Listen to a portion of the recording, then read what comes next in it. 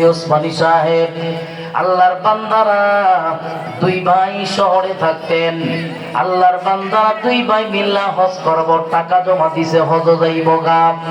এমন সময় খবর আইলো গ্রামের বাড়িতে বাবা বড় অসুস্থ। কয় না, বাবারে অসুস্থ রাইকা হজে যাওয়া যাইব। হজ করে আবার হুডারিও করে। কেমন হাজি আসেনি? হাজি গো, তোমার টেকার ভিতরে বেজাল আছে, ঠিক নি?